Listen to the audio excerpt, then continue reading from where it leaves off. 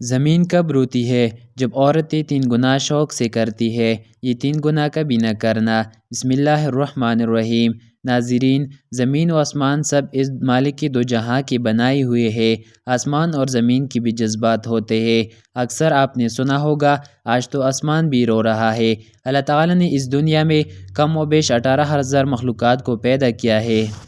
ان 18,000 مخلوقات میں سے انسان کو بہترین شکل و صورت میں پیدا فرما کر اشرف المخلوقات بنا دیا۔ اسی طرح فرشتے بھی اللہ تعالیٰ کی مخلوق ہے۔ فرشتے نورانی مخلوق ہے جن کو اللہ تعالیٰ نے عقل تو دی ہے مگر نفسانی خواہشات نہیں دی۔ اسی طرح جانور بھی اللہ تعالیٰ کی مخلوق ہے جن کو اللہ تعالیٰ نے نفسانی خواہشات تو دی ہے مگر عقل نہیں دی۔ ناظرین، دنیا میں صرف انسان ہی ہے جس کو نفسانی خواہشات کے ساتھ ساتھ عقل سلیم بھی عطا کی گئی ہے۔ عقل سلیم عطا کرنے کے بعد اللہ تعالیٰ نے بندے کو 2 راستے دیے، ایک رحمان کا راستہ اور دوسرا شیطان کا راستہ۔ یہ 18,000 مخلوقات اللہ تعالیٰ کے حکم کی فرمانبردار ہے اور فرشتے تو اللہ تعالیٰ کے حکم کے بغیر پر بھی نہیں ہلا سکتے۔ واحد انسان ہی ہے جو اللہ تعالیٰ کے حکم کے پابند ہے۔ انسان کو اللہ تعالیٰ نے 2 راستے دیے ہیں، ایک جہنم کو لے جانے والا اور دوسرا جنت میں لے جانے والا۔ خدا تعالیٰ نے انسان کو جتنی عظمت دی، اتنا مقام دیا، انسان کو اللہ تعالیٰ نے بہت مرتبہ دیا ہے۔ اس کو حضرت انسان کہا ہے مگر اس عظمت انسان نے جو کارنامے سر انجام دیے ہیں وہ کسی اور نے نہیں دیے ہیں۔ اللہ کی کسی بھی مخلوق میں کسی نے زمین کو میلا نہیں کیا، لیکن ایک انسان ہے جس نے اللہ کی دھرتی پر، اللہ کی زمین پر گناہ کر کر کے اسے گندا کر دیا۔ زمین کو اللہ تعالیٰ کے آگے فریاد کرنے پر مجبور کر دیا۔ حضرت لوط علیہ السلام کی قوم کا ایک آدمی جو کہ لوط علیہ السلام کا فرمانبردار تھا، وہ کہیں لمبے سفر پر جا رہا تھا، تب تپی دھوپ اور گرمی کا موسم تھا۔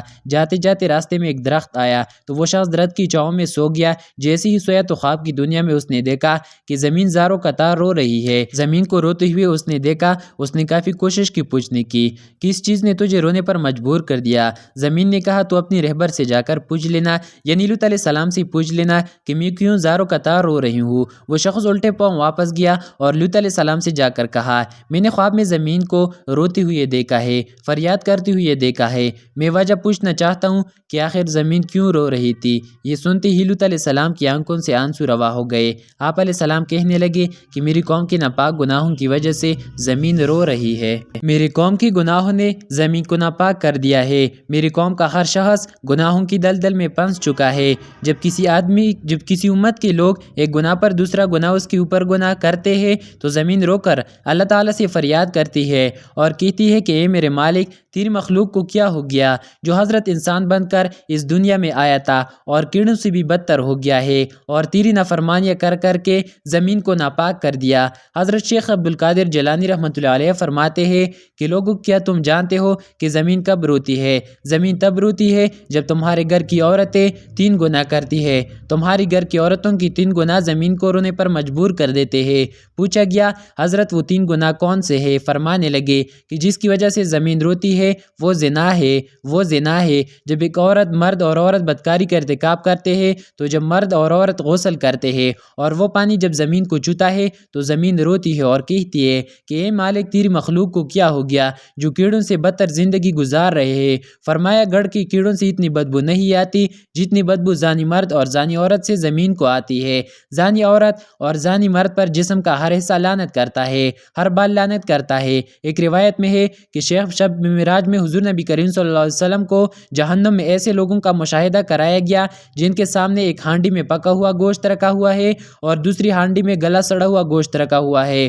وہ لوگ گلا سڑا ہوا گوشت کھا رہے ہیں اور پکا ہوا گوشت نہیں کھا رہے۔ آپ صلی اللہ علیہ وسلم نے پوچھا، یہ کون ہے اور اس کا کیا گناہ ہے؟ جبرائیل امین نے کہا، یہ آپ کی امت کا وہ شخص ہے جس کے پاس حلال طیب بیوی موجود ہے، اگر یہ پھر بھی زانیہ عورت کی طرف بھاگتا ہے۔ اس پر آپ صلی اللہ علیہ وسلم نے فرمایا، ضرور میری امت میں کچھ لوگ ایسے ہوں گے۔ عورت کا دوسرا گناہ جو زمین کو رونے پر مجبور کر دیتا ہے وہ یہ ہے کہ جو عورت اپنے شوہر کی غیر موجودگی میں اس کی اجازت کے بغیر اپنا قدم گھر سے باہر نکالتی ہے۔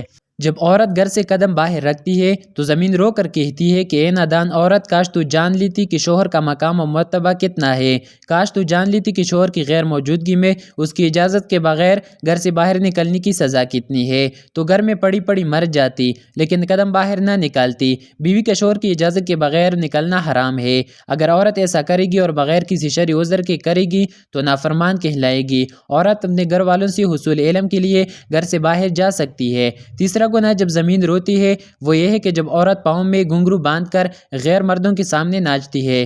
برائی کرنا، برائی کی طرف قدم بڑھانا، اس کا حکم دینا، گانا سنانا، یہ سب حرام کام ہے۔